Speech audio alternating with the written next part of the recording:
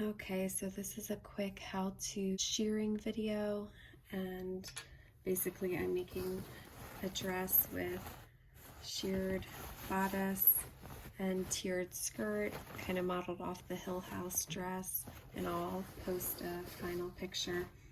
So I've had a lot of trouble with shearing in the past, to be honest, and so I'll give you a few tips and tricks that I've learned along the way that make it really easy. So first off, you're going to want to get your bobbin ready. So I'm using elastic thread. I'll link it below. Okay, so in winding the bobbin, just pull the string through.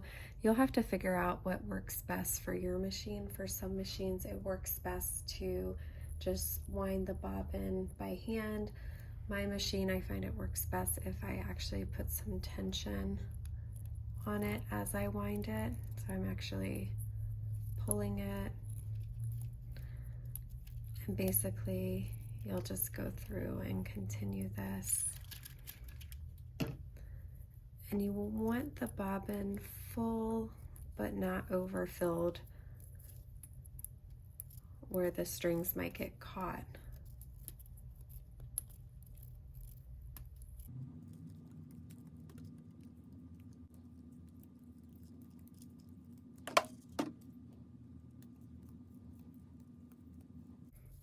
And you can see I'm almost getting to the end, so I'll stop soon.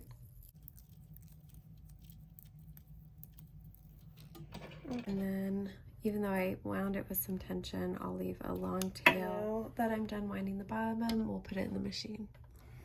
Okay, so I have my long tail. Put the bobbin in, and I'll hold it still, pull the tail tight, and then I kind of rest it here, and you don't pull it all the way through. I'll turn my machine on, and then I like to set the tension to 8, and my highest number is 9, so 8 works well for this machine. I like to set my stitch length to 3.5. Some people use 3, some people use 4, but you're gonna want a longer stitch length than normal. Okay, and now we're ready to sew. So one tip is when you're first setting it up or you're first practicing, I would always try it on a piece of muslin. That way you don't mess up your fabric.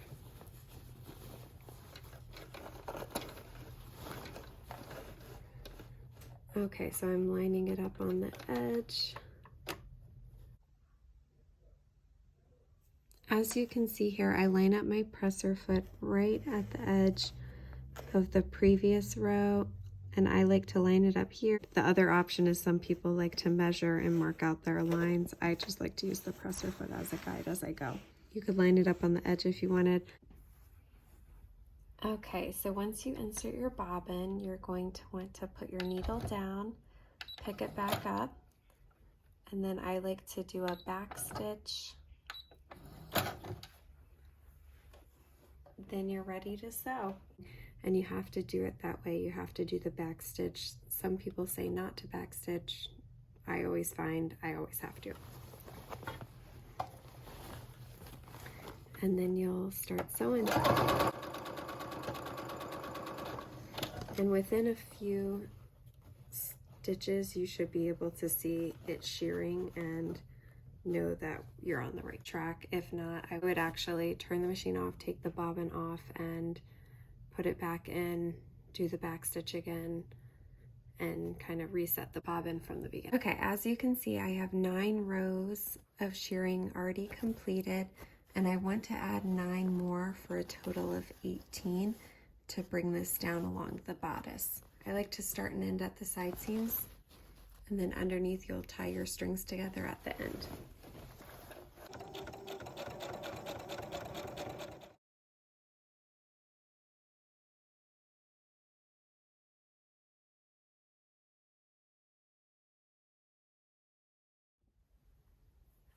Okay, and as I finish my stitching, I just overlap the stitching, back stitch once or twice, and finish it.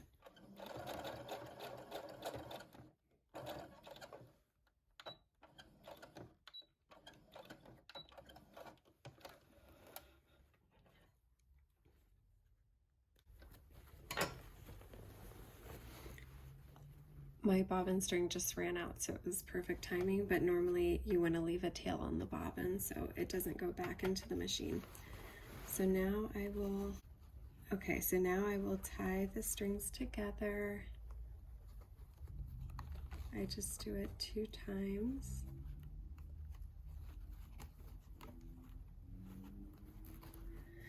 And then cut them as short as you can. Perfect.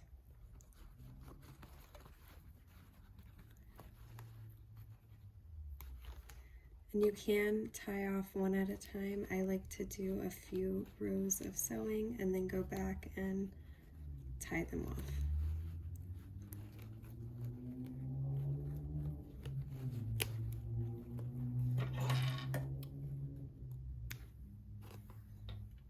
Okay, and that looks really nice and neat there. Okay, so this is a little over halfway update. You can see that this row, the stitches are a little bit looser and there's not as much shirring between here. I noted that when I finished with this row, the shirring wasn't as gathered as I would like, and so I took the bobbin out and put it back in and redid it. And I'll probably leave that because it actually looks okay now that I did the row behind it. If it looked weirder, honestly, I would just take the whole row out and restitch it.